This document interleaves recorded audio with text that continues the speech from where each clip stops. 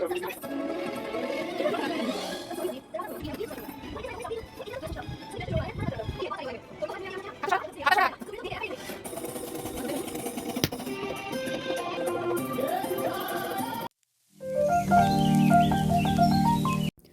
Morning, তোমরা সবাই কেমন আছো?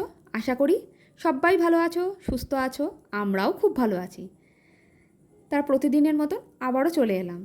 তা প্রথমটা দেখলে তো কি মুভি দেখছি, দেখে তোমরা জানিও কিন্তু ওটা মুভিটা কি।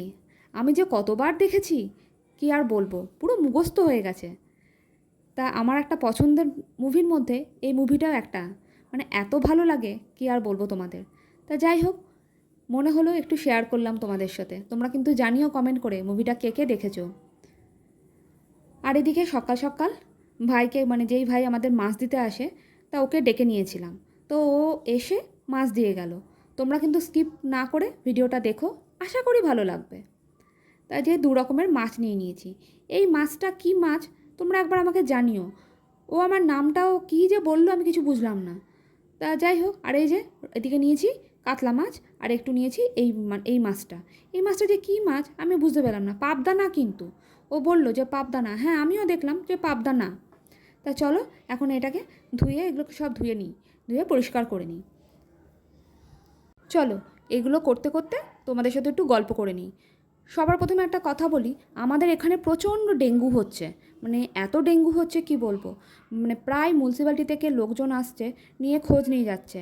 একজনের তো এত শরীর খারাপ হয়ে গেছে, মানে কি বলবো, মানে ওনাকে তো প্রথমে মিউনিসিপ্যালিটিতে নিয়ে যাওয়া হয়েছে, ওখান থেকে তো উনি তো একদমই সুস্থ হলেন না।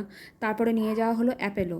তার আগে কোথায় নিয়ে গেছিলো বলছিল নামটা হসপিটালটার, আমি ঠিক জানি না। তারপরে নিয়ে যাওয়া হলো অ্যাপেলো। এখন অ্যাপেলোতে উনি প্রথমে ভেন্টিলেশনে ছিলেন, তারপরে আবার ওনাকে ভেন্টিলেশন থেকে আইসিইউতে দিয়েছে। তা যাই হোক, উনি আগের থেকে একটু ভালো আছেন। তা প্রতিদিনই, প্রায় প্রতিদিন বলবো না, প্রায় সময় মানে ওই দিদির খবর নিচ্ছি। তো এত খারাপ লাগছে কি বলবো।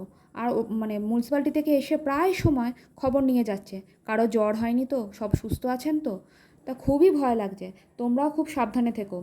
আর আমাদের আবার বলে গেল ফ্রিজের পেছনে যে জলটা জমে, ওই জলটাতেও নাকি আজকাল মশা হচ্ছে। কি বলবো, আর এত ভয় লাগছে।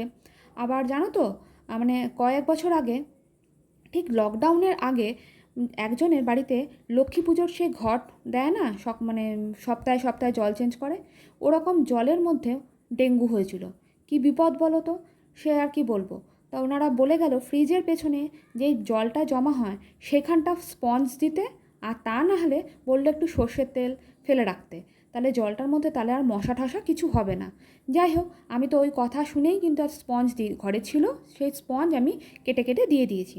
আর সত্যি জলটা সোপও করে নিচ্ছে, আর সঙ্গে আবার আমি জলটাকে নিগড়ে ফেলেও দিচ্ছি, পরিষ্কার করতেও খুব সুবিধা হচ্ছে। ওটা আমি খোলা পড়া করতে পারি না, খোলা পড়া করতে গেলে ফ্রিজটাকে টেনে সামনের দিকে নিয়ে আসতে হয়, তাই খুব অসুবিধা হয়। কি আর বলবো। তা কি বলবো, এই ডেঙ্গুতে যে কত লোকের শরীর খারাপ হয়ে পড়ছে চারিদিকে শুনতে পাচ্ছি। মেয়েটা তো আবার স্কুলেও যায়, খুব ভয় লাগে। আগে না ওডোমস ইউজ করতাম, কিন্তু এখন আর সেই ওডোমস ইউজ করি না।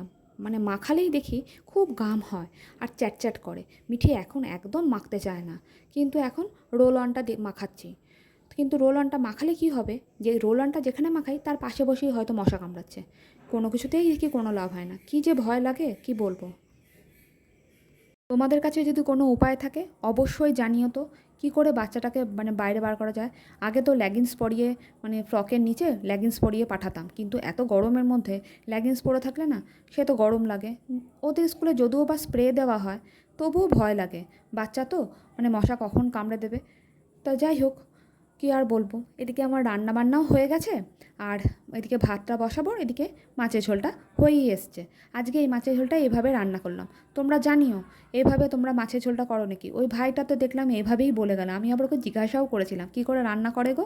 তা ও বললো যে এইভাবে দিদি করো, যেমন শুধু আদা জিরে বাটা দিয়ে এরকম করেই করেছি, আর একটা সঙ্গে পেঁয়াজ টমেটো আর কিছু দিইনি, আর একটু লাস্টে ধনেপাতা দিয়ে ঝোলটাকে নামিয়ে নেবো। তা যাই হোক, তারপরে রাত্রেবেলা খাওয়া দাওয়ার পর মনে পড়ে গেল কাট করার কথা। মিঠির স্কুলে তো 5 সেপ্টেম্বর, তাহলে তো কাট করে নিতে হবে। কি করব অত রাতে, তখন বসে বললাম কাট করতে। গুনগুন, আমি, মিঠি তিনজনেই। আর পরের দিন সকালবেলা আবার গুনগুন আবার বেরিয়ে যাবে। ওদের কলেজে ছুটি পড়ে গেছে, বৃহস্পতিবার ও যে ছুটি পড়ে যাবে, তাই ও বাড়ি চলে যাবে। সেজন্য আমরা বললাম তাড়াতাড়ি করে নিই তিনজনে। এই করতে করতে রাত্রির 2:30 বাজে। মিঠি আর গুনগুন তো সে ভালো করে করবে, করতে করতে এত দেরি করে ফেললো। পরের দিন যে সকালবেলা সবাইকে উঠতে হবে তা ওদের খেয়াল নেই। হ্যাঁ সত্যি, একটা সময় আমরাও করেছি। এই যে কী যে মজা, কী যে আনন্দ, কি বলবো। তা যাই হোক, এই একটা দিনই তো বাচ্চারা আর টিচাররা খুবই আনন্দ করে দুজনেই থাকে। সারাদিন সারা বছর তো বকাবকি সব কিছুই চলতে থাকে টিচারদের। বাচ্চাদের সেটা আবার শুনে নিতেও হয়। এই একটা দিন টিচাররা আর বাচ্চারা কতই না আনন্দ করে। তা যাই হোক, আর সঙ্গে সঙ্গে পরের দিন সকালে যখন মানে মিঠির মিস আসবে, সেজন্য কি আমরা কিনেছিলাম, 4টে মিষ্টি কিনেছিলাম, একটা পেস্ট্রি, একটা প্যাটিস। এগুলো আর খুলে তোমাদের দেখালাম না, কেননা শুভ্রজিৎ একেবারে প্যাকিং করে নিয়ে এসেছিলো, সেজন্য আর দেখাতে পারলাম না। তা যাই হোক, তোমাদের যদি ভালো লেগে থাকে একটা like, comment, share and subscribe করতে একদমই ভুলো না।